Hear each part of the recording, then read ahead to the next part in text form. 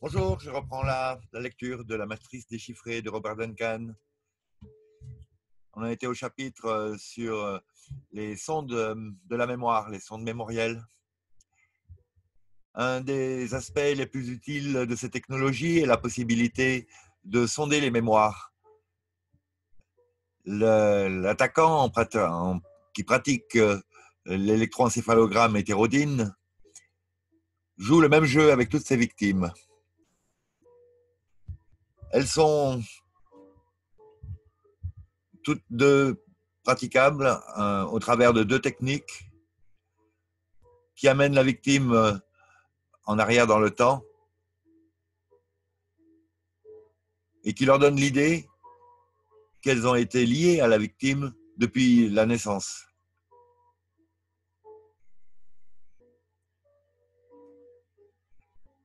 Donc, les capacités de la stimulation à distance neurale sont identiques à des électrodes électriques dans le crâne, dans le cerveau. Une stimulation neurale aléatoire va déclencher des mémoires. Ce n'est pas utilisé pour se rappeler la mémoire des cibles. Non, ce n'est pas utilisé pour se rappeler la mémoire des mémoires ciblées, mais plutôt pour trouver et enregistrer des encres mémorielles pour de futures enquêtes, investigations. En car, l'encre mémorielle, c'est je suppose, un sujet, un point, une mémoire particulière qui est notée par, enfin, c'est peut-être un traumatisme, par exemple, ou une décision vitale dans la vie de quelqu'un, autour de laquelle tout un pan de sa vie s'oriente. Fin de l'encart. Hypothétique, d'ailleurs. Enfin, hein. Bien. Ces mémoires sont utilisées au travers de conversations télépathiques, synthétiques, pour faire en sorte que la cible se rappelle ou connecte différents événements. Des techniques d'interrogation vocale directe peuvent bien sûr arriver au même résultat. Au cours du temps, cette manière de faire fonctionne pour obtenir un profil complet de la vie d'une personne. Une autre méthode tangentielle est utilisée en interaction avec des interrogations. Non, c'est pas ça. Une autre méthode utilisée avec ces interrogations est un signal de culpabilité induit. Cela force des rappels de mémoire en relation avec une encre mémorielle spécifique. Donc, si vous vous sentez coupable à propos de certaines sortes de mémoires, ce genre de mémoire culpabilisante va faire surface. Comme quoi, non seulement il faut se pardonner, mais en plus avoir résolu le système. Et puis moi-même, je rajouterais pouvoir nous-mêmes mettre des surfaces blanches. Mémoire cachée, il n'y a rien à voir, circuler. Ne cherchez pas ici. Bon, en plaisantant, mais du style, non, il n'y a rien à voir, vous ne voyez pas. Bien, je reprends, fin de l'encart.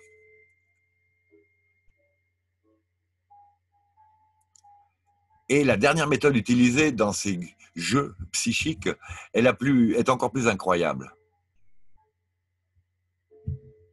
Tant que les bases de données stockant la mémoire sont en train de fonctionner, elles n'ont pas la possibilité d'enregistrer toutes les activités humaines du cerveau pour des études futures. Elles enregistrent en flux tendu.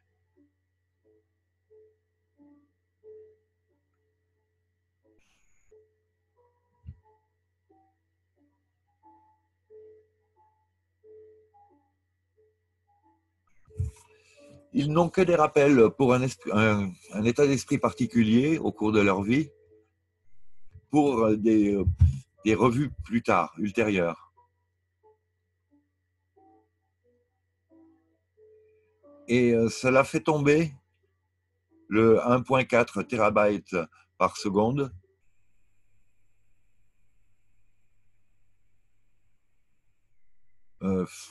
façon de procéder de l'esprit collectif humain qui aurait été besoin, dont il aurait été besoin, dont il aurait été nécessaire, qui aurait été nécessaire pour accomplir cet enregistrement.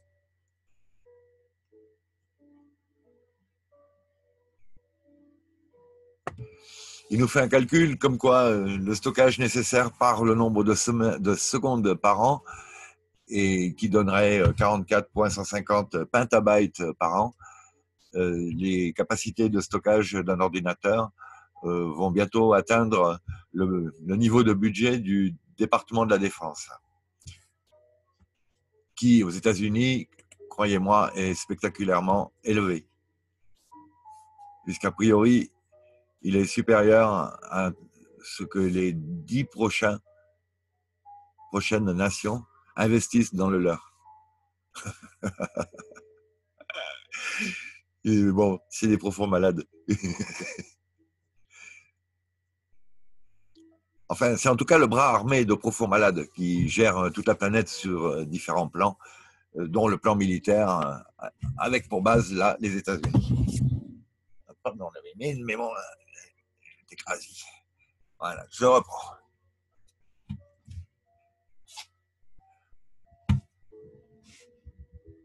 Donc, en contrôlant certains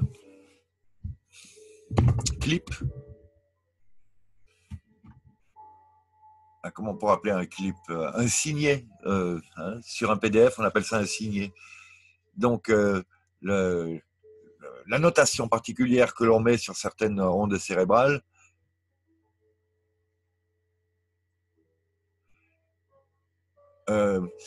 va faire penser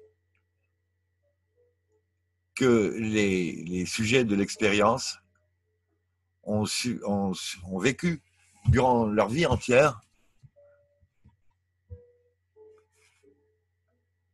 ce genre d'activité par la démonstration de la connaissance d'événements antérieurs. Bon, j'ai pas tout à fait tout compris, mais bon.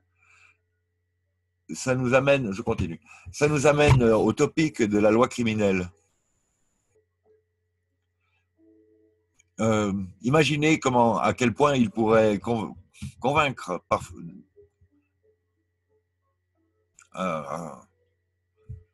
convaincre de crime d'autres personnes. Dans le film Minority Report, cette société est capable de prévenir toute violence préméditée.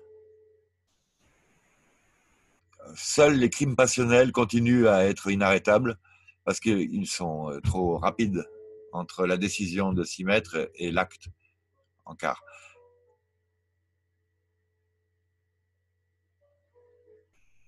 Quelle honte que notre gouvernement garde secrète cette technologie pour une utilisation d'espionnage et militaire pathétique.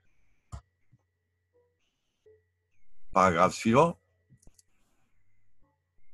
Prison secrète, prison d'esprit,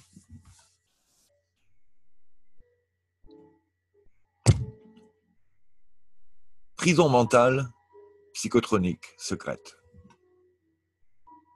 Donc, où il nous fait un petit poème euh,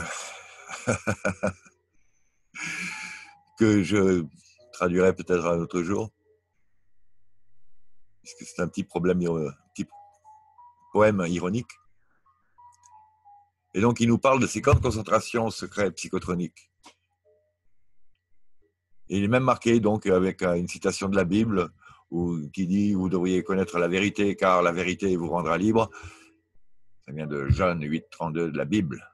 Et c'est aussi marqué sur la plaque de la CIA à l'entrée de Langley, qui est une base de la CIA aux États-Unis. La base centrale d'ailleurs. Alors, paragraphe suivant. À quoi est-ce que cela ressemble d'être dans une prison de contrôle mental?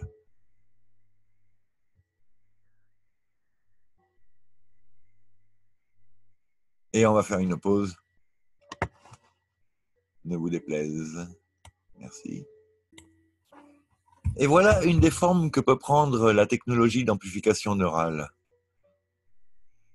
Cet étrange attracteur de pensée devient comme un trou noir où il tire et avant que vous ne le réalisiez, vous êtes collé dans les remugles des pensées de quelqu'un d'autre. Les erreurs, les peurs, les douleurs et les spéculations, les incertitudes sont amplifiées à l'extrême.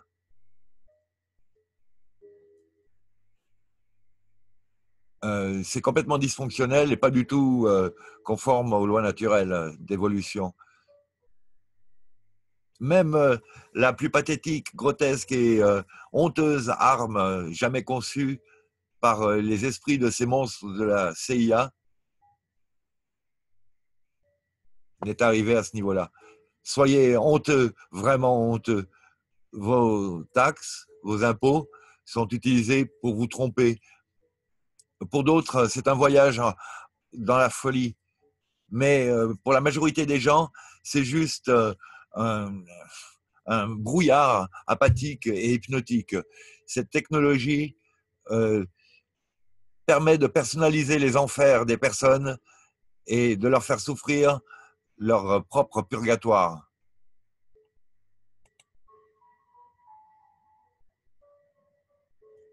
Quel est le talon d'Achille d'un contrôle mental mondial, ainsi que ses tortures et assassinats?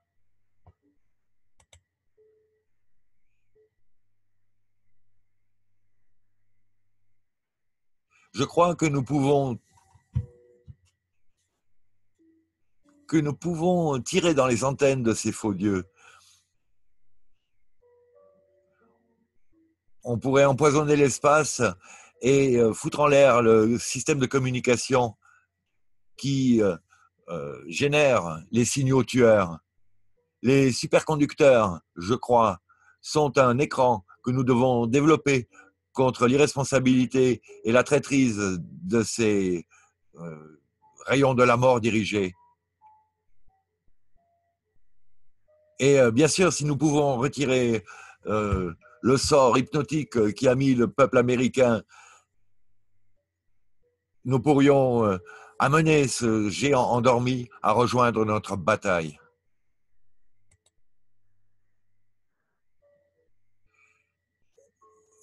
Écho humoristique ou comique. Paragraphe suivant.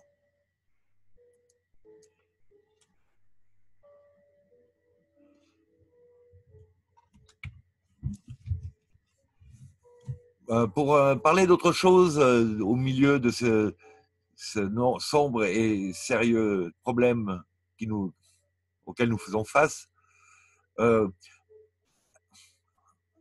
jetons un œil sur quelques situations amusantes pour lesquelles cette technologie pourrait être utile. Imaginez que vous êtes Cyrano de Bergerac,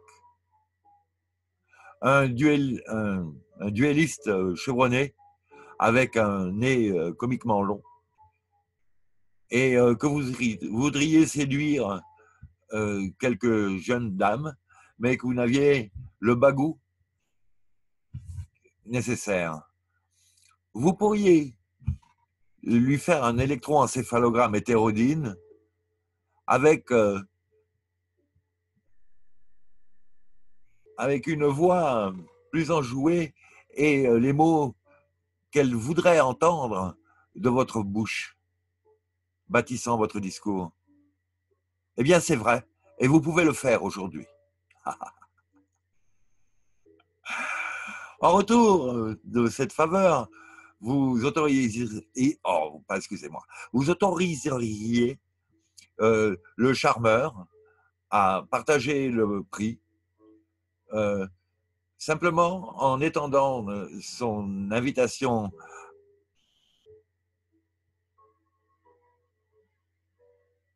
à un clone électroencéphalographique de votre expérience qui lui ferait éprouver un amour passionné.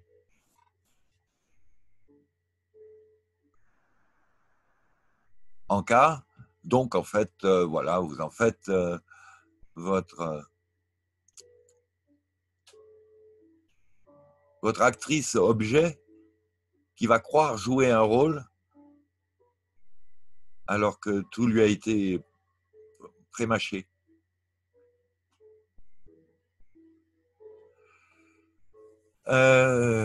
Chapitre suivant, train de pulsation hypnotique.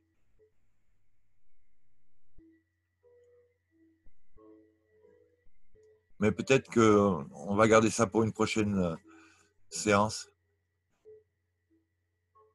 Je suis sous le choc d'imaginer la séduction qui pourrait être elle-même fausse. Je suis même en train d'être choqué par le fait que si l'AI est vraiment déjà en place d'une manière effective dans certains quartiers du monde, on peut maintenant faire vivre aux gens, tout en les laissant allongés dans leur lit à la limite, n'importe quoi qu'ils pourraient adorer vivre et dont il va être simple par la suite de les avoir accrochés à ce sentiment facile. Et je ne sais pas s'ils auront envie de se lever pour faire autre chose. Donc la situation de Matrix où les gens sont des batteries dans leur cocon devient vraiment plus qu'à portée de main. Comme je me cogne encore de temps en temps, je suis à peu près sûr que je ne suis pas dans une simulation, quoi. Mais sinon, là, ils ont le moyen. Ils ont le moyen de faire penser aux gens qu'ils vivent alors qu'ils les laissent dans une simulation. Et par la suite, faire ce qu'ils veulent avec leur batterie énergétielle diverses. Bon, j'arrête là mes élucubrations, que je crois pourtant très reliées à ce que je viens de lire, aux possibilités de ce que je viens de lire. Donc, bien, merci d'avoir suivi. Bon courage et puis à très bientôt. Salut.